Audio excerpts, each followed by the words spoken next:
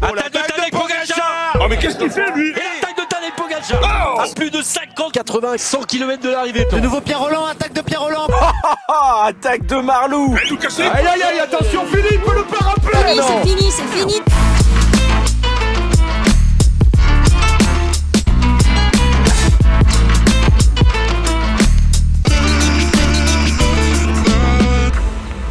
Bonjour à toutes et à tous et bienvenue dans ce nouveau vélo podcast, le dernier avant le grand départ du Tour de France 2025 à Lille. Je ne pouvais m'entourer que de ch'tis forcément pour parler de ce podcast spécial favoris. On va parler des favoris pour la victoire finale. François-Pierre Noël, mon acolyte de toujours, est avec moi. Salut FP. Salut Guillaume, salut Julien, salut à toutes et à tous. Julien Després d'Actu Cyclisme Féminin qui est avec nous. Salut Julien. Salut Guillaume, salut FP. Bon, les deux ch'tis, ça y est, on a fait un petit débat en off juste avant sur le parcours que vous trouvez extraordinaire, notamment FP. Oh, bah, après, moi, les gens qui écoutent Vélo Podcast le savent déjà, mais je trouve qu'on a fait quelque chose de trop polissé, quoi. On va dire qu'il y a que la deuxième étape, Levain-Planck, Boulogne-sur-Mer, qui est excitante sur le papier. Mais voilà, les deux autres, alors moi, je suis pas contre une étape pour les sprinters, mais dans ce cas-là, la troisième étape, Valenciennes-Dunkerque, je trouve qu'elle méritait un peu plus de défis pour le peloton. Bon, on balancera pas les noms de la presse locale qu'il a dézingué en off. Voilà, allez, on passe à la suite. Donc ce Tour de France 2025 qui démarre samedi de Lille. Messieurs, on va parler des favoris. Peut-être juste en introduction, on va faire une fausse ouverture sur... première question, est-ce que vous avez regardé la série Netflix sur le Tour de l'année dernière? FP, Julien? Non, moi j'ai pas vu. Pas encore. Pas encore. En même temps, il faut que je regarde la saison 2 avant. Et surtout, elle est sortie hier ou avant? Elle est pas sortie quand le 2 Elle est juillet, sortie je crois. ce mercredi. On enregistre ce oui. jeudi. En fin d'après-midi, elle est sortie mercredi. Ouais. J'ai tout regardé. Vous voulez que je vous spoil un petit peu ou... Spoil un petit peu. Est-ce que le bateau il coule à la fin? Après, surtout, spoil pas trop un petit peu pour celles et ceux qui veulent regarder aussi et qui nous écoutent. D'accord. Alors, si vous êtes amoureux de Vincent Lavenu, préparez les mouchoirs. Si vous aimez bien Jean-René Bernaudot et Emmanuel Hubert, ça sera très sympa le petit clin d'œil forcément en début de série avec 2 des 3 victoires françaises de l'année dernière. Pour le reste, je pense que Netflix a fait le tour du Tour de France. C'était la dernière saison. Tant mieux, on passera à autre chose. Donc ça s'essouffle un petit peu et on verra. Voilà, c'est un peu ce que je peux vous dire. A priori, les échos sur Netflix serait qu'il partirait sur la version féminine. Et j'en ai entendu parler. Ça serait très bien pour la promotion du cyclisme féminin. Ça serait peut-être plus, ça serait peut-être plus valable chez les femmes que chez les hommes. FP, je pense que tu es d'accord peut-être aussi. Oui. Puis en plus, il y a quand même moins d'équipes, moins de cyclistes aussi. Enfin, je pense que puis c'est quand même beaucoup plus ouvert dans le cyclisme féminin que dans le cyclisme masculin, je pense. Et tu as aujourd'hui besoin de mettre en avant des visages aussi. Oui, puis il y a des belles histoires à raconter aussi. Alors, c'est pas que chez les hommes, il n'y en avait pas, mais je pense que, de toute façon, dans tous les cas, le vélo n'est pas la F1. Donc, on l'a bien compris quand on a vu comment ils ont essayé de formater le. Après, c'est toujours pareil, c'est une question de format. Tu vois, ils ont voulu rentrer ce format F1 dans le vélo. C'était pas facile. Ils ont moyennement réussi, je trouve, que quand on a apprécié la série Formule 1, quand on voit ce qu'ils ont fait avec le vélo, ils ont en fait voulu recréer ce qui était fort dans la Formule 1. Et le problème, c'est que le vélo, c'est pas pareil pour beaucoup de choses. Et voilà, il y a eu des belles. Franchement, globalement, moi, des retours que j'ai des gens autour de moi, c'est que ceux qui connaissaient pas le vélo et qui ont découvert grâce à Netflix ont beaucoup apprécié, mais les gens qui suivent un peu le vélo, mais même comme la Formule 1, ils ont moins apprécié. Comme ceux qui regardent la Formule 1 sur Canal, exactement comme ça. Ouais, après, ça dit, moi, la Formule 1, je suivais quand même un peu, même si c'était de loin, j'ai quand même vraiment apprécié cette série. Alors, tu vois, est-ce que... Ah non, mais... Je suis entièrement d'accord avec toi. Moi, ça m'a permis de me remettre à la Formule 1 au moment du Covid. Par contre, après, une fois que tu commences à vraiment suivre la Formule 1 sur Canal, derrière, tu vois que la scénarisation de Netflix est un peu gonflante et que tu tournes un peu en rond. Juste, tu parles de Formule 1, ça tombe bien, ça parle beaucoup de sous-sous dans cette saison de Netflix. Ce sera peut-être un débat qu'on pourra avoir dans le podcast plus tard. Avec moi, ça m'a fait tout de suite penser, il faut qu'on ait un salary cap parce que sinon, le vélo, dans 3 à 5 ans, le modèle actuel il est mort, mais ça après on verra un petit peu. Le Tour Femme le Giro Femme, Julien, tant que tu es avec nous, qui démarre dimanche. Le Giro féminin, c'est la dernière fois que ça va être en confrontation avec la première semaine du Tour de France. Pas de Demi Vollering, mais du Juliette Labousse et du Evita Music, avec par contre les autres favorites qui seront au départ forcément Elisa Longo Borghini, l'italienne qui a conservé son titre chez elle en Italie et qui va être au départ, et aussi dit, à la SD Works, on sort la grosse équipe pour une répétition générale avant le Tour Femme qui va arriver dans 3 semaines. C'est ça, ouais, ils ont annoncé qu'ils venaient juste à l'entraînement, se trouver des automatismes pour le Tour de France Femmes. Je pense que c'est du gros enfumage parce que tu mets pas l'Autocopéki championne du monde en disant, eh bien, écoute, tu vas aller faire des bandes sur le Giro. Hein. Non, je pense qu'elles vont aller à la guerre. Après, si ça marche pas, ça marche pas. Elles diront que c'était pour l'entraînement, mais je pense que tu vas à la guerre. Puis surtout, une qui est encore sous-cotée sur les courses par étapes, et encore sous-cotée entre guillemets, hein, mais attention à Marlène Reusser. Qui fait une énorme saison, ouais. Le Giro féminin commence par un contre-la-montre, certes tout plat de 14 bornes, mais quand il faut mettre les watts, elle y va. Et on a vu sur la Vuelta, sur le Tour de Suisse notamment, que les grands cols, ça lui faisait plus peur maintenant qu'elle était libérée de ce rôle d'équipière de luxe, où maintenant c'est elle la patronne. Grosse pièce sur Marlène Reusser quand même. Ouais, Marlène Reusser qui a terminé deuxième de la Vuelta Femenina derrière Demi Vollering en mai, si je me trompe pas, et qui est un peu la deuxième meilleure coureuse sur les courses par étapes cette saison, sur les courses par étapes donc disputées en World Tour notamment, et qui a battu, Julien, si je me trompe pas, Demi Vollering au Tour de Suisse récemment. Tout à fait. Qui l'a battu, qui l'a battu déjà au sprint sur la première étape. Exactement. Et au général. Qui a fait un final de folie sur la dernière étape, hein, dans un exercice solitaire, comme elle sait bien faire. Donc, attention, elle là. FP, le Giro aux femmes, voilà, c'est la dernière fois que c'est en concurrence avec le Tour Homme, tant mieux. Demi Vollering a fait bien de ne pas être sur le Giro. Oui, parce que pour avoir suivi le Tour de Suisse qui est passé par chez moi, elle avait annoncé justement qu'elle était ambitieuse et qu'elle voulait renverser Marlène Reusser. Elle n'a pas réussi. Elle a pris une sacrée tôle, on peut le dire, sur l'étape Yonne Charmé, justement, donc l'étape Rennes en montagne. Puis elle a dit qu'elle ne savait pas pourquoi. Elle ne comprenait pas. Elle dit que son entraînement s'était bien passé avant et elle comprenait pas qu'elle se sentait vidée en fait, sans énergie. Et puis donc je trouve ça intéressant. De toute façon, son grand objectif, c'est le Tour de France pour la FDJ Suez. On va pas, voilà, c'est vrai que si tu as le choix entre les deux courses, tu fais vite un choix. Et puis Juliette Labousse, attention, elle est sur une belle saison aussi. Donc ça reste on l'avait dit, cette densité de cyclistes et de coureuses chez FDJ était une force. Et maintenant, c'est à Juliette de le prouver. Et puis la FDJ Suez qui a remporté déjà la Vuelta. C'est son premier grand tour à remporter la FDJ Suez. Il n'y avait pas forcément besoin de consommer beaucoup d'énergie sur ce Giro. La fin du Giro sera 2 semaines avant le départ du Tour Femmes. Messieurs, on va passer donc au Tour de France Hommes qui démarre donc ce samedi de Lille. On a parlé un peu du parcours qu'adore FP et on va parler des favoris sur ce podcast.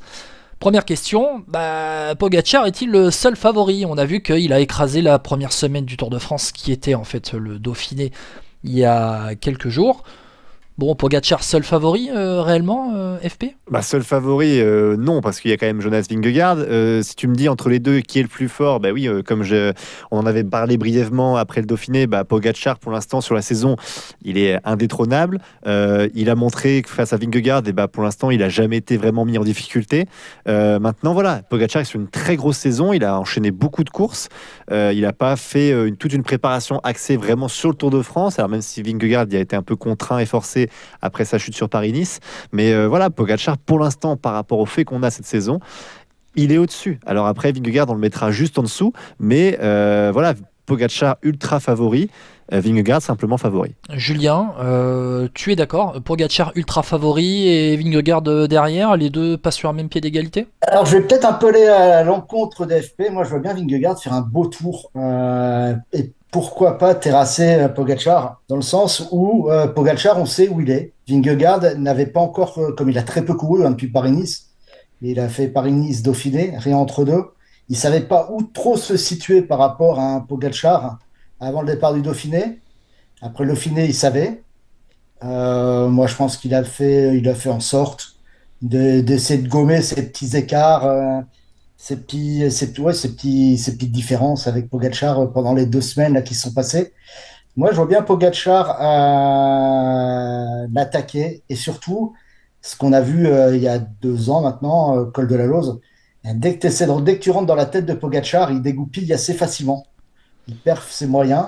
Donc, il y a peut-être ce côté psychologique que que peut mettre en avant Vingegaard. Et en plus, il repasse sur les routes de col de la Lose, pourquoi pas. Alors, avant de te relancer FP, ça tombe bien que tu parles de ce col de la Lose il y a 2 ans, parce que finalement, j'ai l'impression que c'est enfin un duel avec les deux à 100% sur le Tour de France. On l'a eu ce duel au Dauphiné, Pogačar donc a mis une bonne minute à Vingegaard sur cette semaine de course, mais finalement les 2 derniers Tours de France, l'année dernière, Vingegaard, préparation tronquée avec sa chute au Pays Basque. Il y a 2 ans, Pogačar terrassé en fin de Tour de France par Vingegaard, mais en même temps, Pogačar, préparation tronquée avec sa chute à Liège-Bastogne-Liège, où il n'avait pas fait la prépa idéale. Et on en revient, on était en 2023, on en vient à 2022, la seule vraie confrontation avec les deux à 100%, mais avec un Vingegaard qui pouvait compter sur Roglic et la stratégie de harcèlement, on se souvient, dans le Galibier et puis après dans le Granon, qui avait fonctionné. C'était la première victoire de Vingegaard, 2021, Vingegaard derrière Pogačar. Et Vingegaard, c'était un peu la surprise, il est arrivé, surprise, deuxième derrière Pogačar qui a remporté son 2e Tour de France. FP, on a enfin un duel, les deux seuls leaders de leur équipe à 100% l'un contre l'autre. Enfin, c'est pour faire écho à ce que disait Julien il y a quelques secondes sur le craquage du col de la Lose il y a 2 ans. Oui, après si on compare les 2 équipes par rapport à, tu parlais du soutien de Roglic à l'époque. Tu veux que je donne la composition de cette année ? Alors, oui, si tu veux, moi je l'ai sous les yeux, mais vas-y, pour ceux qui nous écoutent, effectivement. Eh bien, on y va avec les UAE. Donc, Pogačar qui aura avec lui.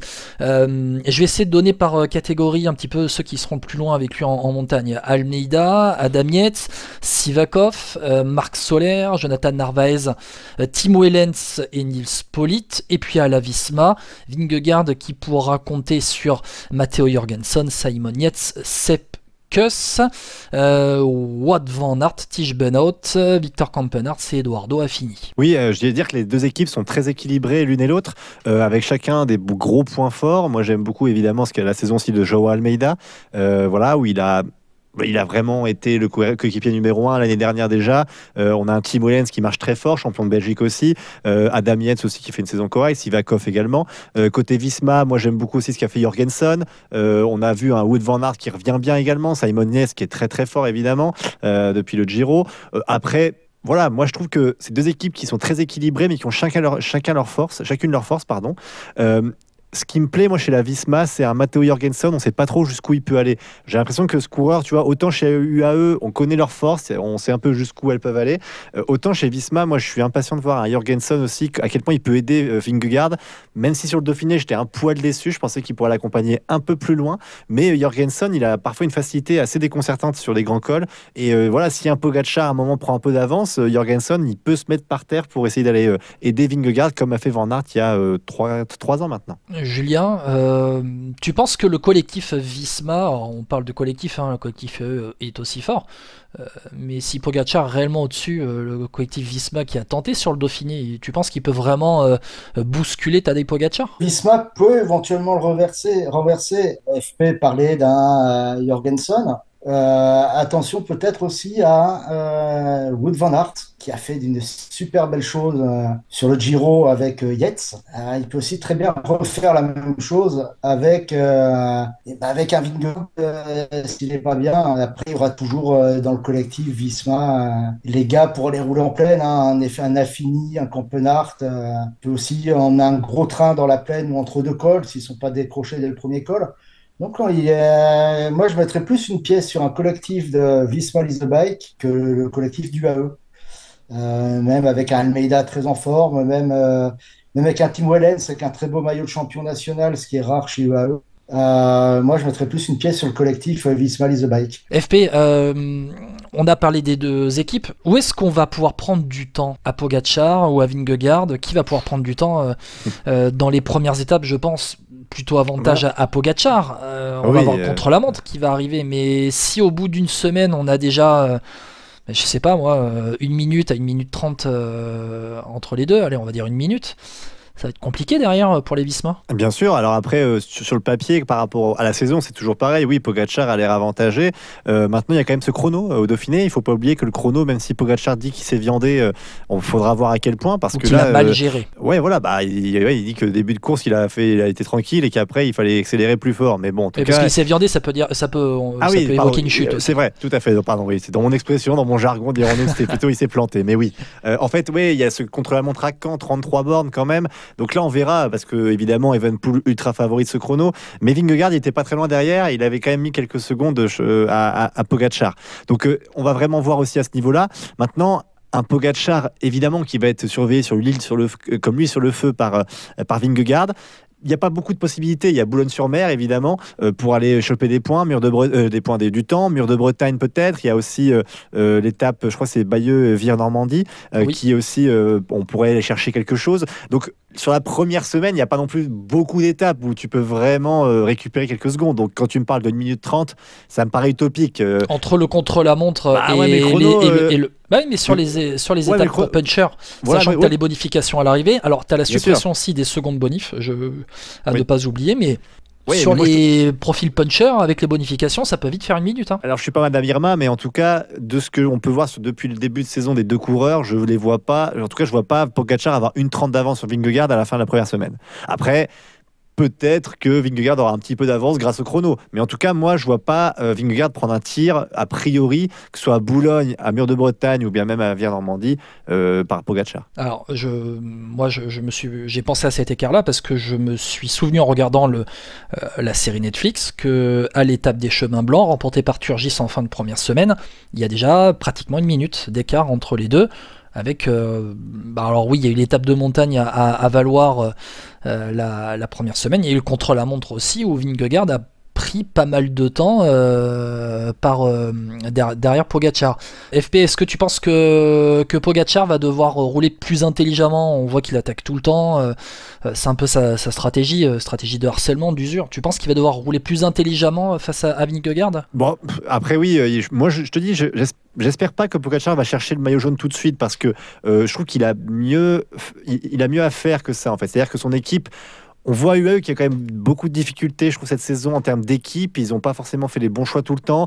Je prends l'exemple du Giro, on en avait déjà parlé avec Isaac Del Toro. Alors oui, c'est pas Pogacar, Isaac Del Toro, mais je trouve que la stratégie d'équipe était pas terrible. Ils ont eu beaucoup de difficultés là-dessus. Depuis le début de saison, il y a quand même pas mal de problèmes. Donc moi, je serais Pogacar par rapport à son équipe, et c'est pas forcément leur faire offense, mais leur de dire, ok, tant que je suis près de Vingegaard, pas de souci, et on vise mi-juillet là avec les étapes à Hautacam, Peyragudes à la limite pour prendre ce maillot. Si tu peux le prendre. Après, moi, ma théorie, c'est que peut-être aussi il la laisse à Evenepoel en disant Quick-Step, de toute façon, ils ont pas l'équipe pour tenir un jaune, mais avec ce chrono à Caen, on le laisse à Evenepoel, il va avoir 30 secondes, 40 secondes d'avance, 1 minute peut-être, mais ça tu peux le reprendre en haute montagne sur Evenepoel. Je pense que tu t'es plus confiant si c'est Evenepoel qui prend ce maillot que si c'était Vingegaard, tu vois, pour Pogacar. Donc je pense que si tu étais intelligent, tu peux dire voilà, ok, Remco, tu veux le maillot jaune, prends-le. Bon, Julien nous a un petit peu quitté. Bon, problème de réseau, c'est pas grave. On a parlé avec lui notamment du Giro femmes. On va le retrouver, Julien FP pendant tout le Tour de France aussi. Il sera avec nous. Il y aura la première semaine aussi en parallèle avec le Tour femmes, le Tour homme et le Giro femmes. Je ne vais pas mêler les deux. On fera des podcasts tous les soirs. Il sera là avec du réseau, on espère.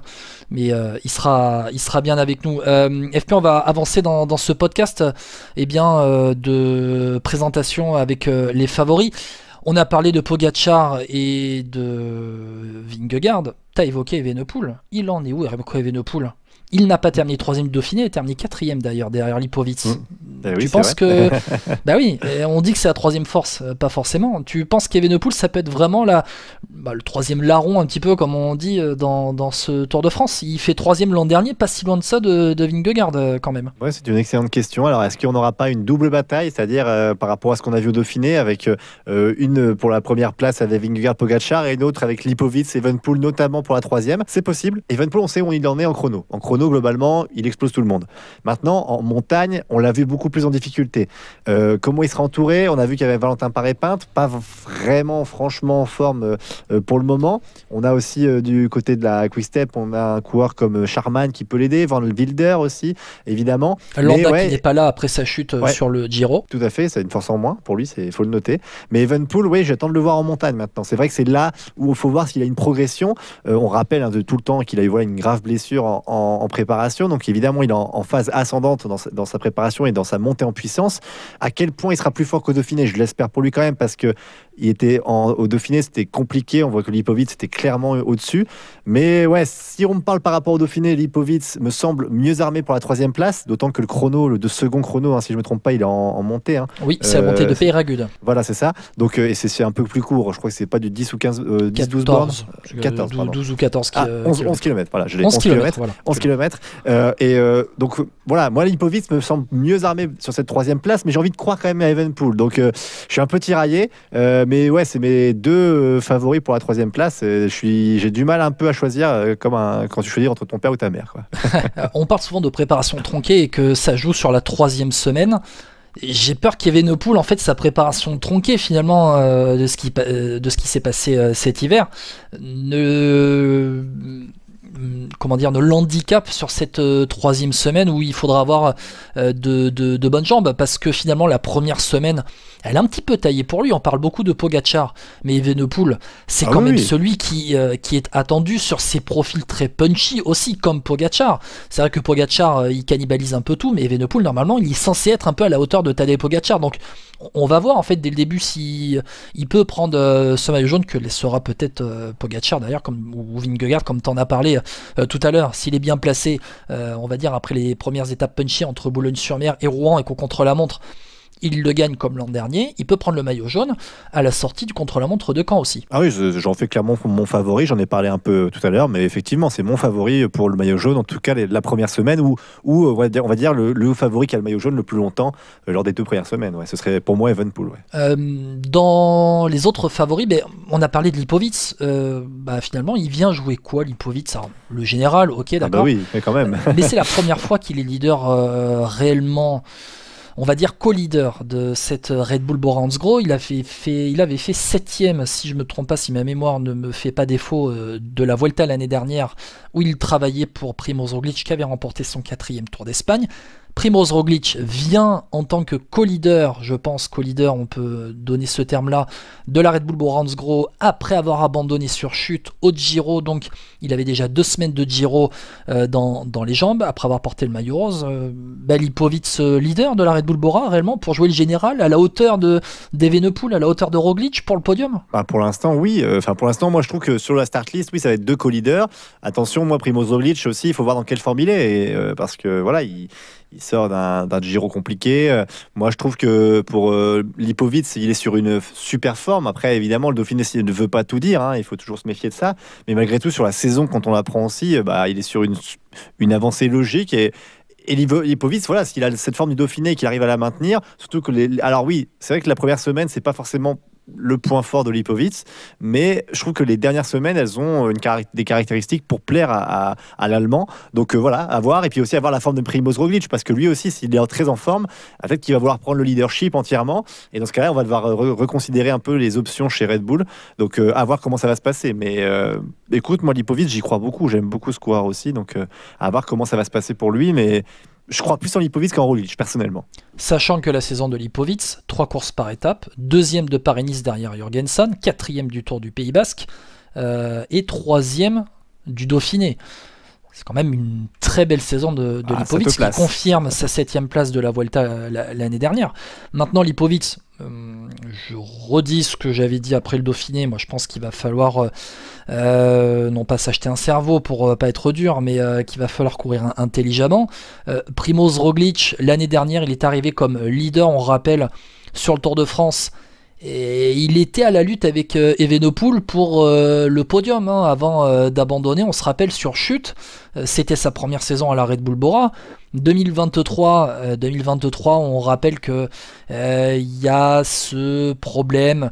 Alors attends, 2023, si je ne me trompe pas, il fait 3e de la Vuelta en étant, on va dire, cadenassé par Vingegaard qui courait après lui sur la Vuelta, la victoire de Sepp Kuss à la Vuelta.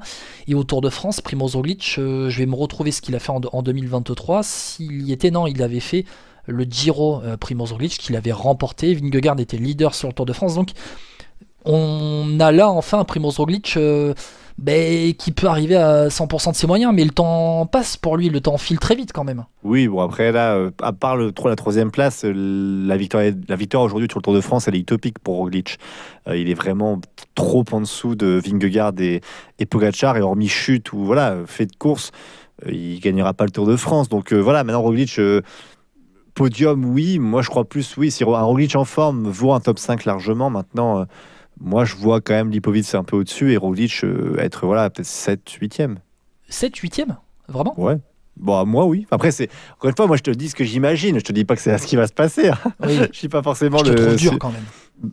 Je sais pas. Moi, je trouve qu'il est quand même sur une phase bien descendante. Puis, il fait beaucoup d'erreurs. Il chute beaucoup, toujours. Enfin, ouais, ouais, je sais pas. Je trouve que après, c'est normal. Il est un peu sur la fin aussi. Hein, il est plus au sommet de sa carrière. Il a basculé de l'autre côté de la montagne, ça c'est sûr. Attention, hein, moi, je te dis pas qu'il gagnera pas une Volta, il gagnera pas une course par étape. Moi, je te parle là sur le Tour de France, tu vois, avec tout le monde qui est normalement arrivé à 100%, avec les crocs, tu vois, avec les équipes qui jouent. Enfin, voilà. Et en plus, dans ton équipe, toi-même, tu as un concurrent qui a fait une super saison et qui a affronté les meilleurs, tu vois, qui a affronté les favoris du Tour de France, qui a pas été ridicule parce que parfois, tu as l'impression qu'il pouvait même aller les chercher, mais qui faisait des petites erreurs dans la course qui lui gaspillaient un peu d'énergie. Donc, tu vois, par rapport à ça, moi, excuse-moi, Roglic, pour l'instant, je suis un peu, pas déçu, mais je le vois sur la fin, quoi. Mais il a l'expérience de 3 semaines, et ça pourrait compter. On parlait de la préparation peut-être tronquée d'Evenepoel, de Lipovic qui va devoir gérer 3 semaines en tant que leader. Et finalement, on va voir. On vient de parler un peu des principaux favoris. FP, on va avancer, on arrive à la fin de ce podcast. Pour savoir où en sont les autres leaders, j'aimerais quand même, avant de passer aux petites étoiles qu'on a l'habitude de faire dans Vélo Podcast, juste remettre le classement général de l'année dernière. Pourquoi ? Parce que c'est important pour voir aussi à quel point ce cyclisme aujourd'hui est polarisé en 2025.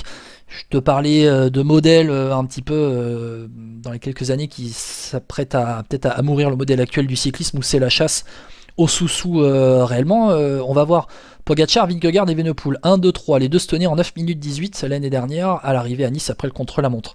4e, Almeida, équipier de Pogačar, 19 minutes.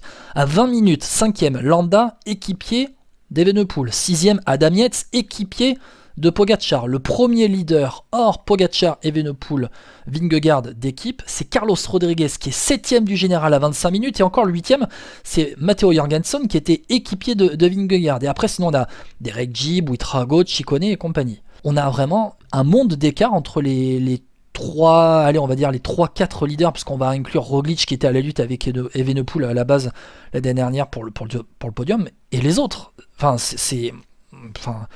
Bon, t'es surpris? Enfin, je sais pas, c'est depuis quelques années quand même qu'on a ça. Mais de plus en plus. Ouais, voilà, de plus en plus, parce que maintenant, on a quand même une équipe UAE où finalement, peut-être le favori pour le podium, c'est Joao Almeida. Ah oui, non mais je suis d'accord, c'est vrai qu'Almeida, il faut le considérer. Alors après, peut-être pas podium, mais top 5, oui. On a eu Adam Yates, 3e du tour, évidemment. Aussi. Hein. Bien sûr, mais Almeida, bon, peut-être pas le podium, surtout que là, voilà, moi je trouve par rapport à sa saison, s'il fait top 5, c'est déjà extraordinaire. Mais oui, après, est-ce qu'on est surpris? On a des coureurs qui sont potentiellement dans une autre équipe, ils sont leaders plus. Ah, évidemment, tu vois, Jorgensen, Almeida, tu les as cités, les frères Yates, tu vois, vu qu'ils polarisent tous les leaders entre eux. On va voir juste le vainqueur du Giro aussi. Oui, exactement. Mais tu vois, donc moi je suis pas surpris. Alors évidemment, de toute façon, on le dit depuis longtemps, nous, avec les transferts, comment ça se passe. Donc à moins que tu aies une révélation, à moins que tu aies un coureur qui surperforme, ce qui peut arriver, tu auras malheureusement beaucoup de membres du même équipe. Après, est-ce que c'était mieux avant? Je sais pas, parce qu'à l'époque US Postal, si on prend un exemple exagéré, il y a 20 ans, c'était pareil aussi. Tu avais quand même pas mal d'équipiers dans le top 10. On va revenir à l'époque Sky. À l'époque Sky, t'avais plusieurs gros leaders. T'avais plusieurs gros leaders, pas que dans l'équipe Sky. Tu vois, ils s'affrontaient, les leaders d'équipe, face à face. Bon, voilà. Alors, ok, on a eu Froome et Wiggins. Après, on a eu Froome et Thomas. On a eu Thomas et Bernal qui étaient dans les premières places du classement général. Mais tu avais les autres équipes qui jouaient le podium, le top 5 et tout. Là, on a l'impression que c'est un cercle fermé maintenant. C'est une ligue fermée, tu vois, pour reprendre un peu les termes de football qu'on retrouve aussi un peu en rugby. Joao Almeida, cette année, c'est vainqueur du Tour de Suisse, vainqueur du Tour de Romandie, vainqueur du Tour du Pays Basque, 6e de Paris-Nice, 2e du Tour d'Algarve et 2e du Tour de la Communauté de Valence. Ah, voilà. Oui, c'est vrai, je partage ton avis. Joao Almeida. 5, 4, 3, 2 et 1 étoile. Pour terminer ce podcast FP, 5 étoiles Poggi, on est quand même d'accord avec 4 étoiles Vingegaard. J'ai fait exprès de mettre 5 et 4 étoiles pour un peu les mettre au-dessus et d'avoir la forme du moment avec Pogacar devant Vingegaard. On est d'accord ? Oui, tout à fait. 3 étoiles, j'ai mis Evenepoel, j'ai quand même mis Roglic, même si je pense que tu vas pas être d'accord, et j'ai mis Joao Almeida. T'as pas mis Lipovic ? J'ai pas mis Lipovic, que j'ai mis le premier nom en 2 étoiles, parce que pour moi, il n'y a pas d'expérience de la gestion des 3 semaines en tant que leader. Ouais, bon, moi je mets une pièce dessus, tu vois. Je mets pas ma maison dessus, mais je mets une pièce. On va dire que tu mettrais Roglic et Lipovic en 2 étoiles et demi en intermédiaire. Voilà, oui, c'est bien. En 2 étoiles, j'ai mis Matteo Jorgensen, j'ai mis les 2 frères Yates, Simon et Adam qui seront face à face, j'ai mis Matthias Skelmose et Carlos Rodriguez, même si pour moi Rodriguez c'est pas 2 mais plutôt 1,5, c'est une énorme déception cette année. Ouais, puis Skelmose je l'aurais baissé aussi parce que pour l'instant depuis Liège on sait pas quel est son niveau quoi. Oui, Skelmose en fait c'est vrai que peut-être que je le vois un peu trop beau, mais bon, après il remporte l'Amstel quand même, ça d'accord, mais c'est vrai que c'est une course d'un jour. Écoute, sur 3 semaines pour l'instant j'attends, et c'est ma frustration Skelmose sur beaucoup de... L'an dernier c'est lui qui fait 5e de la Vuelta en doublant Gaudu au contre-la-montre finale. Je crois, ouais, tout à fait. Ouais, mais bon, la Vuelta c'est différent, enfin c'est encore différent que du Tour de France, je veux dire. Il fait ça, c'est ça, 5e en doublant Gaudu, et cette année 2025 5e du Tour du Pays Basque, qui termine pas Paris-Nice. Et puis sinon, il a brillé sur les courses d'un jour. Il a remporté la classique d'Andorre, la toute nouvelle classique d'Andorre il y a quelques jours. Oui, bon, ok, d'accord. Rodriguez, oui, voilà. Exactement, au sprint. Bon, donc là, on est à 2 étoiles, et à 1 étoile, j'ai mis 15 noms parce que c'est un peu ceux qu'on pourrait voir. J'ai mis Mas, O'Connor, Dunbar, Onley, Storer, Arensman, Buitrago, Gall, Vauquelin, Rubio, Tobias Allan Johannessen, Guillaume Martin, Bourman, Lennart Van Helvet et Steph Kras. C'est en 1 étoile, pêle-mêle, j'ai envie de te dire, un peu ceux. Est-ce que tu vois peut-être un nom parmi ceux-là qui peut se dégager? On a vu Oscar Onley briller sur le Tour de Suisse. Moi, un coureur que j'aime bien, mais tu l'as peut-être dit, Buitrago, tu l'as mis dans les 1 étoile. 10e l'année dernière. Ouais, qui est toujours un coureur à surveiller, parce que je me dis que c'est un coureur qui progresse quand même, alors même s'il a des problèmes de temps en temps, où il décroche, notamment au Dauphiné. Mais voilà, ça reste un coureur assez intéressant, et je suis curieux de voir ce qu'il va donner sur ce Tour de France. Donc si dans ce pêle-mêle de 1 étoile, je le mettrai un peu au-dessus de la mêlée. Bon, ta surprise, toi, sur ce Tour de France? Tu dis surprise au général? Ouais. La grosse côte. Générale, la grosse côte. Quand je regarde un peu tout ce qu'il y a, j'ai pas de grosse côte à part Buitrago. Ouais, bah après peut-être Van Helvet, parce que lui c'est un coureur que j'aime bien aussi. Alors non, je l'ai. Johannessen, par rapport à ce qu'il nous a fait sur ce Dauphiné, est-ce qu'il va enfin prouver sur 3 semaines qu'il va pouvoir être dans un top 10 du Tour de France? Ce serait bien pour lui, mais voilà. Donc j'attends, peut-être ça sera ma surprise, mais encore voilà, avec des guillemets. J'allais dire un peu le même nom, je vais essayer de changer. On a eu Jordan Jegat en interview. Non, pas Jordan. Non, quand même pas. Jordan, il va viser une étape. Donc voilà. Par contre, Steph Kras, j'attends enfin de le voir sur 3 semaines sans problème, parce qu'il est toujours bien placé. Et... Il fait top 15 l'an passé quand même. Hein, oui. Donc j'attends. L'année dernière, il fait 16e. Voilà, 16e. Mais bon, voilà, peut-être avec un Tour de France un peu moins dur sur le final. On va voir. Félix Gall. D'ailleurs, c'est marrant parce qu'au moment où on enregistre ce podcast, le patron de Decathlon G2R a réagi à la série Netflix. J'ai vu. Je ne suis pas comme ça. Le patron de Decathlon G2R dézingue les séries Netflix sur le Tour de France. Bon, on disait en off que il faut mieux pas qu'il parle trop de vélo, mais c'est ce que je disais en tout cas. Voilà. Oui, bon, ça va. Oui. Mais t'es à Lille, toi. Oui, respecte la région. Hein. Decathlon, c'est chez nous. Hein. Mais non, mais bon, on va dire qu'il a pas été mis en valeur par la série Netflix, en tout cas. Ok. Alors, j'ai pas vu la série, je peux pas te dire. Donc tu verras bien. Voilà pour les surprises. La déception, moi, Carlos Rodriguez, j'ai mis en 2 étoiles, mais j'y crois pas. Non, Carlos Rodriguez, c'est une grosse, mais énorme déception. Je sais pas ce qui arrive à ce gars, mais c'est très compliqué. On va dire que les Ineos, de manière générale. Ceux que tu as cités, globalement, il y a beaucoup de déceptions. Hein. Je fais court là-dessus, mais Félix Gall, grosse déception l'année dernière sur beaucoup de courses, et cette année aussi. Henrik Mas, pas aidé par le patron de la Decathlon. Voilà, ça je sais pas, mais Henrik Mas non plus, Carlos Rodriguez non plus. Skelmose, on sait pas trop quel niveau ça a. En fait, c'est beaucoup trop des coureurs qui ont fait une perf ou 2 dans leur carrière et qui après je dis pas ont déçu, mais Ouais. en tout cas, n'ont pas été au niveau qu'on en attendait. En tout cas. Ineos avec le sponsor Total Energy sur le maillot. Bon, ok, on C'est sait bien dégueulasse aussi, ça. Bien, le bien maillot. dégueulasse, mais c'est bien, c'est parce que maintenant Total Energy, ils ont 2 équipes sur le Tour de France, donc au moins Et ils c'est une pourront se technique rattraper. maintenant. Quand t'es sponsor, tu fais sponsor de 4-5 équipes, t'es sûr d'être sur le maillot d'un vainqueur d'étape. Exactement, comme Red Bull, tu sais, t'es sponsor des casques, comme ça, t'as plusieurs Ouais. casques Red Bull qui peuvent marcher vrai, pendant vrai. le Tour. Et puis Decathlon AG2R, on espère qu'ils vont briller et que ça répondra un peu mieux que les messages qu'on envoie pour tenter d'avoir des coureurs en interview. Voilà. Oui, fallait aussi le dire. Hein. Total Energy a très facilement répondu. On a tenté d'avoir un coureur Decathlon AG2R et on s'y est pris un peu en avance quand même avant le Tour de France. 0 réponse, même alors que ça répond. Arrive. C'est pas très grave, ça arrive. Allez, on va dire ça. FP, je te remercie beaucoup d'avoir été avec moi. Ce Tour de France débute dans quelques heures. On rappelle les plateformes où on est. Ouais, Spotify, Deezer, Podcast Addict et Apple Podcast. N'hésitez pas à vous abonner pour suivre les futurs podcasts qui vont arriver pendant ce Tour de France, évidemment, et à noter 5 étoiles, évidemment. Si vous êtes d'accord avec nous, si vous n'êtes pas d'accord, n'hésitez pas à le dire dans les commentaires.